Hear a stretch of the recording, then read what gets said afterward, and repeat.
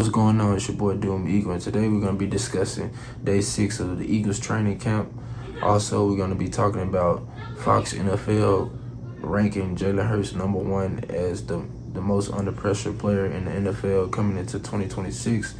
And we're also going to talk about this offense in general. Last game I'm on the bar, I couldn't be the boss, so I had to do a little time. No, don't kill us, accuse you if I say hit shit, old nigga know we slime. Mad shit out before we go on the trip, we gon' spend the whole block, we ain't doing no ad. Folk on the roof, we got cut in the cuff, rid on heels on murder, they doing their time. Zone in the water, we swim piranhas and kill to be kissing shots to Spain. We did no leg run out with that package, you want the shit, baby. Yeah, so day 6 of the Eagles training camp is in the books. Jalen Hurts was graded a B+ average. Also, he went 6 of 10 on the day, made some crucial throws, made some good throws as well. You know, he had a good pass to Wicks, but it was dropped with Quinyon Mitchell in coverage. But it's looking like Wicks' stock is still rising. You know, he was gifted the player of the day of the training camp today, so that's good news. And it just shows that he's hungry and he's trying to really become this wide receiver too. Also, Darius Cooper also had another good day as well. So it's going to be interesting to see who becomes the #2 wide receiver alongside of Devontae Smith. But I want y'all to hear basically what Elliot Short-Park said about day 6 of training camp.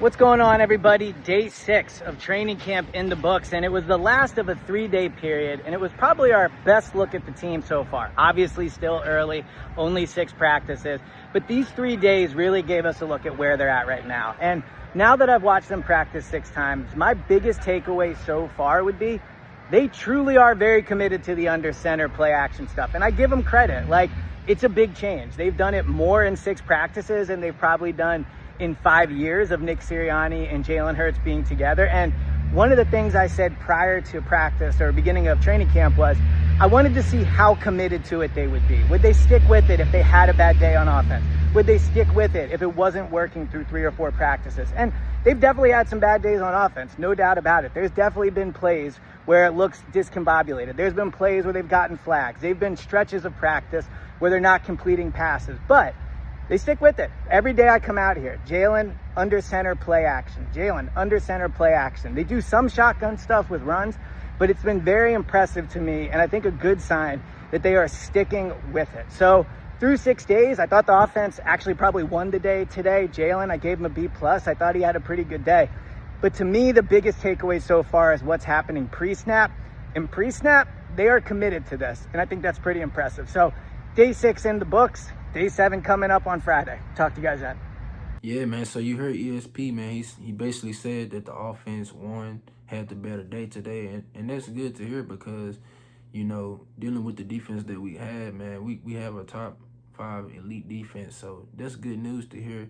And basically what he said was that this offense is going to be very under the center heavy and play action heavy and pre-snap heavy. So that's good to hear, man. You know, you want an offense that's not predictable, bro. You want to be unpredictable when you're running your offense, and you want to run your offense fluently and be productive at what you're running with. So, you know, I feel like this offense is definitely not going to be the same as it was last year. I feel like this offense already has taken a leap, you know, way better than what it was from last year. So I'm excited, man. I feel like the sky's the limit for this offense, but I'm gonna let y'all hear Jalen Hurts speak on Sean Mannion and the offense as well.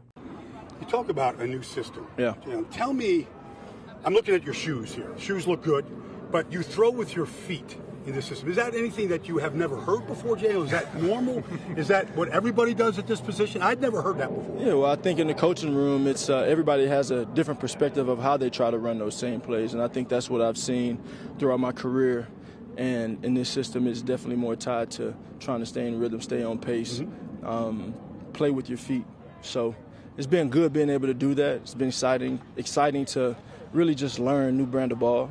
I think that's what motivates me to learn, to improve, and so I've really enjoyed Sean from that aspect. That's one thing that we've always heard you say, and the old saying goes, if you're not moving forward, you're moving backward. There is no standing still. So when you approach this offseason, and it is a new offense for you in a lot of ways, Does that excite you? Is that something you feel like, oh, right at this point in his career, it could be great for me? Yeah, well, I think the whole aspect is to win first and foremost, and winning hasn't necessarily been an issue.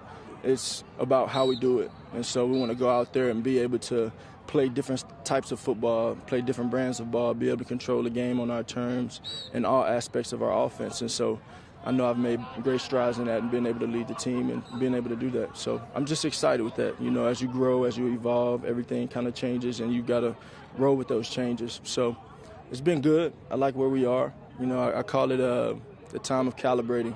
You know, you're kind of figuring it out, putting it together, you know, and I've kind of always played the position in a calculated way. And so I think the more I learn and the more I ingrain myself into what we're doing now, I think the better, better off we'll be and the better off we'll flow when the season comes. But, you know, there's always that onboarding period with a new coach and a new system, especially something as new and as fresh as this. Y'all heard it, man. Jalen Hurts taking full command of this new offense.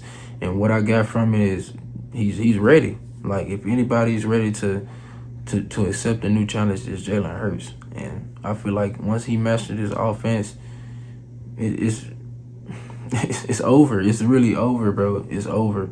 It's over. Once he figured his offense out and mastered it, it's over. Because I feel like Jalen Hurts got a lot to prove this season, you know. But speaking of that, Fox NFL ranked Jalen Hurts as the #1 player in the NFL that's under the most pressure going into 2026. And I understand it, you know, dealing with the offense that we had, the way the offense was last year. But to have him at 1 and to not have Justin Herbert at 1, and y'all see right here, Justin Herbert made the list.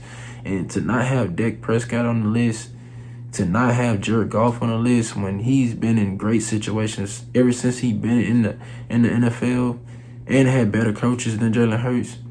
But I just don't get it, man. I feel like Jalen Hurts is overachieved, and I feel like he's proven more than he's one of the most proven quarterbacks in the NFL, because this man year in and year out has to deal with a new offense every year, never having the same coordinator. And most quarterbacks have the same coordinator for years and still don't do half the stuff Jalen Hurts did. So I feel like it's super impressive, you know, with the quarterback that we do have, man, because he beat the odds. He really did. Like, Jalen Hurts really beat the odds. And in this season, if he proves what everybody thinks he can't do, which is throw for 4,000 yards, y'all know what I'm talking about. If he do that, then, like I said, he's a top 5 quarterback, because he had to been literally proved everything that y'all said he couldn't do. So, man, I just feel like the sky's the limit for this team, man, and Jalen Hurts is going to lead the way. But finally, man, I want to talk about this stuff I seen. This Patriot fan made this post on Twitter, you know, saying that the Eagles are getting that karma back, which I don't understand, because what karma have we gotten? And he basically said that the Eagles are ungrateful and they treated A.J. Brown bad, and I just don't understand it. Like, didn't A.J. Brown lie publicly on Michael Parsons' podcast and say that he didn't want to leave Philly? Didn't he request a trade on week 3 when we was 3-0 after beating the Rams? Didn't he fuss and complain and begged for the ball and made Jalen Hurts force feed him the ball and we started losing? Like, I don't get it. How are we getting our karma? Like, the season hasn't started yet. We haven't lost anything. Y'all haven't won anything. So I hate the Patriots, bro. Like I said, I'm going to say this. I'm going to be on the biggest Patriots hate watch this season. Like y'all never seen it before. But that's all I want to talk to y'all about today, man. Let me know what y'all think about this offense. Let me know what y'all think about Jalen Hurts. And if you're a new viewer, man, please make sure you subscribe to my channel, man. I'm trying to reach 1,000 followers. This is my, I think my 3rd year doing this YouTube, if I'm not mistaken, man. I'm trying to get there, man. But if you support me, man, make sure you follow me. Make sure you share this video. I appreciate it. Go Birds.